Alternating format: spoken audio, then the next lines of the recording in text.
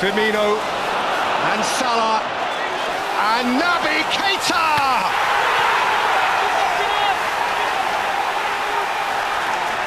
And Liverpool lead promptly on the turf of the enemy. The crazy corner is the Scouse corner. Seeking out Jota. Maguire's lost it to Keita. And Keita's moved it on for Alexander-Arnold. And Jota has scored.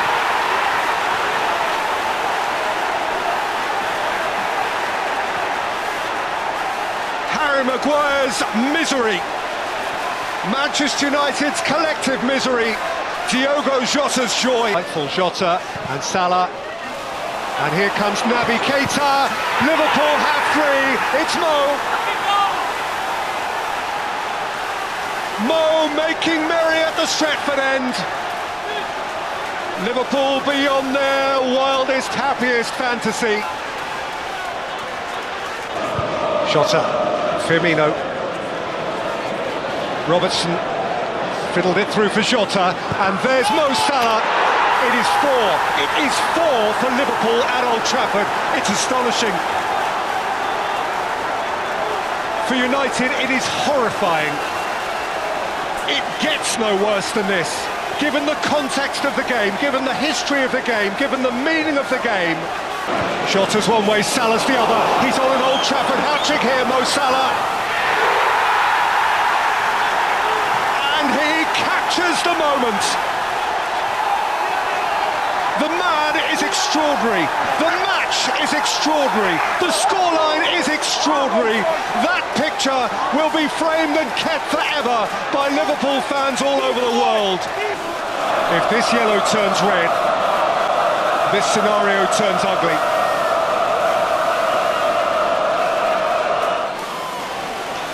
Paul Pogba will walk. Yellow won't do. Only red suffices.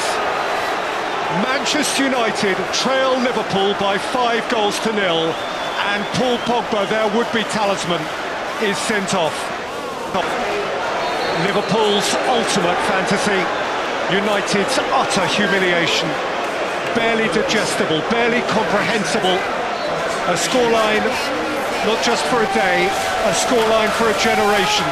A scoreline for a lifetime, for the history of English football, a scoreline which will echo down the ages. Manchester United 0, Liverpool 5.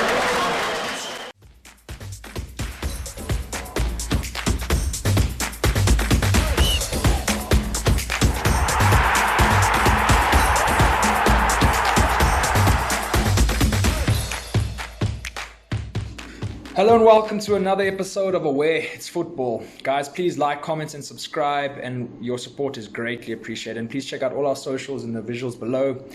Guys, just a bit of context and background for this week. The team was live at Green and Gold Pub in the West Strand of Johannesburg, watching the game, and after we shot fan cam reaction videos, which went well, but unfortunately the audio just did not come right, as there was just too much noise interference. Purely because the vibe and atmosphere at Green and Gold was insane, particularly for Liverpool fans, not so much for us United fans. And yeah, let's get into our fan cam reaction. Guys, it's hard to be a United fan after that, or after the recent weeks. Listen, if you asked me before the game, could United have pulled off a result? I actually would have said yes. Reason being is our team tends to turn results against bigger sides, especially when Ollie's back's against the wall. But also, if you ask me at the same time, listen, could we have lost a margin like we did? I would have said 100%, 4-0, 5-0, 6-0. The way we've been playing recently, it's unsurprising to me, unfortunately. Part of me on the inside knew this result was coming, whether it was going to be against Liverpool or a team like City or Chelsea. Honestly, the last few weeks, and especially on Sunday, it's the worst I've seen us play since Sir Alex Ferguson retired, and that's including Moyes, that's including Van Gaal, that's including Mourinho. I mean, if Ole Gunnar Solskjaer, Michael Carrick and Kieran McKenna, as well as Mike Phelan, had any respect and love for the club, they should resign. It doesn't seem like that's going to happen. It seems like the board is going to continue to back Ole. which is bewildering. I was furious and livid after the game. Now the dust has settled a bit. I'm a bit more calm and composed, but I don't think we should be. I mean, it's so blatant to see. There's still no philosophy. There's still no structure. There's no plan. There's no system play. It just seems like every week he puts together a team and says, "Listen, go play your football and let's try our best and see what happens." I mean, the last few weeks we're getting consistently played off the park in midfield. It's shocking. Doesn't matter what combination we try, what players we try. Our defensive structure is all over the place. They don't seem to understand how they are supposed to defend on the day. It's just shocking. I mean, it stems from coaching. A lot of defending is football IQ and ability, but at the same time, if your structures aren't in place, is your line work is not in place, your positioning. It's difficult to put my frustrations into words, and this is me trying to stay as calm as I can, guys. I mean, another thing that goes down to Ollie, he tells us in this pre-match press conference that Rashford and Fernandes were a doubt. They're carrying niggles, yet he starts them. Meantime, there's Sancho and Lingard on the bench, fully fit. That probably would have made a bigger difference because they're fully fit. They probably would have put 120%. You could see Rashford and Bruno were off the pace, struggling to track back. And listen, I don't want to just put it on Ollie and his management team because the players on the day were horrendous. I mean, honestly, no United player could have left that field with their head held high. I feel for De Gea, who made a couple of good saves, especially that one good one off Trent. Trent Alexander-Arnold shot him outside the box. He couldn't do much about the goals, but guys, I mean, schoolboy errors, basic football IQ, positional awareness, pressing, tracking back, communication throughout our back line. I mean, I do also feel sorry for our defense at times because our midfield kind of leaves them exposed about 80% of a game. And I also feel for Shaw, who has been poor this season, but it's partly down to him having to always track towards the middle of the box to cover for the poor positional awareness of Maguire and the likes of Lindelof. Guys, it's difficult. I really am trying to stay positive. I hate being reactionary, but after a result like that, it's impossible. I'm sorry that to lose 5-0 at home at Old Trafford to Liverpool, and it bewilders me that kind of result isn't the end of Ollie's tenure at the club.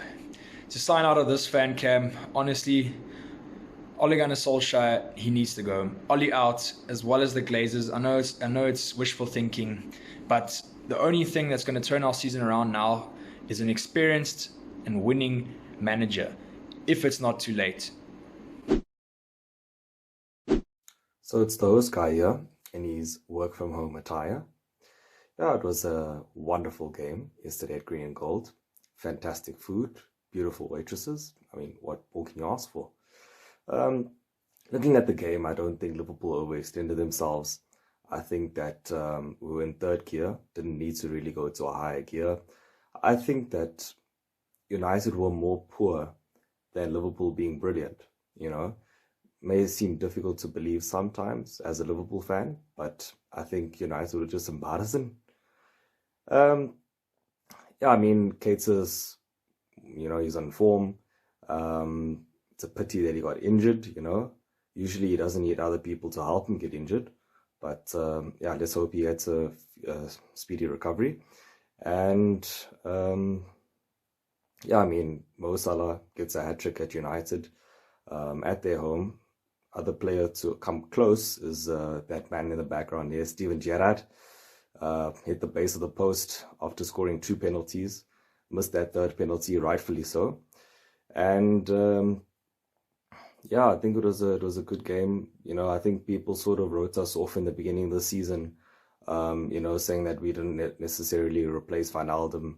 There were question marks over Firmino in terms of a out-and-out striker, 20 goals a season striker.